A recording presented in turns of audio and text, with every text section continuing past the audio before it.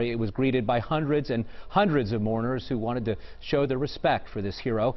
WLWT News 5's Karen Johnson in Springdale right now, where Darrell Gordon was laid to rest. Karen?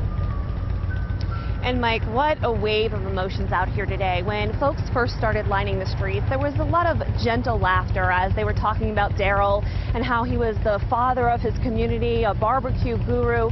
But then as the procession started coming into sight, you felt the change in emotion, and that's really when reality started to sink in. A community united through tragedy. What's up, brother?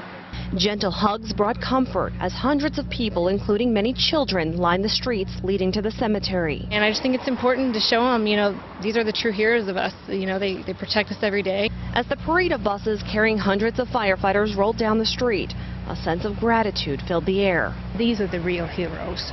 So I think that kind of caps what I've seen today. You just don't know. When they get up and they go to work, you don't know. A wave of sadness followed as Engine 14 arrived, carrying Darrell Gordon's American flag-draped casket. Everything about him said he's a good guy. He's going to be truly missed. He was a great firefighter, and also he was a love to the community. Truck 14 entered Oak Hill Cemetery, Darrell's gear on the front leading the way to his final resting place. This is the final alarm for Cincinnati Fire Department Fire Apparatus Operator Darrell Gordon.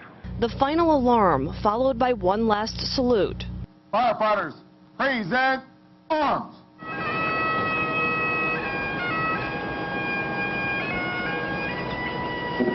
A final farewell to a firefighter and a member of the bomb squad. Fire in the hole!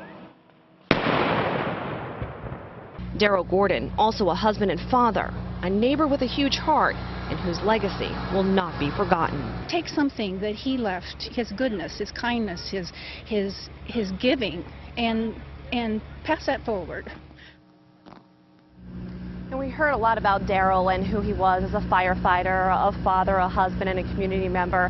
I've also gotten to know him as he was as part of the bomb squad. I talked to some of the bomb folks, and as a matter of fact, they just came by a short time ago and handed me a piece of this. This is from Darrell's last explosion as a bomb guy, and they're going around the community handing out these in lieu of flowers in his honor.